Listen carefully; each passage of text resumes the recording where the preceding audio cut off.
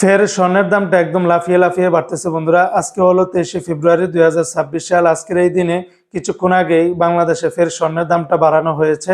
তো আজকে যারা বাংলাদেশ থেকে সনাতন পদ্ধতিতে প্রতি গ্রাম স্বর্ণ ক্রয় করবেন 14,985 টাকা, তাহলে সনাতনের প্রতি এক ভরি স্বর্ণের দাম পড়বে 1,74,785 টাকা। 18 ক্যারেটের প্রতি গ্রাম 18,310 টাকা, তাহলে 18 ক্যারেটের প্রতি এক ভরি স্বর্ণের দাম পড়বে 2,13,568 টাকা।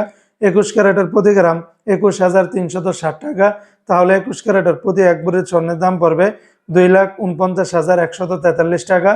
সর্বোচ্চ 12 ক্যারেটের প্রতি 22 ক্যারেটের 1 গ্রাম স্বর্ণের দাম পড়বে 22,380 টাকা, তাহলে 22 ক্যারেটের প্রতি এক ভরি স্বর্ণের দাম গিয়ে দাঁড়াচ্ছে 2,61,040 টাকার মতো করে।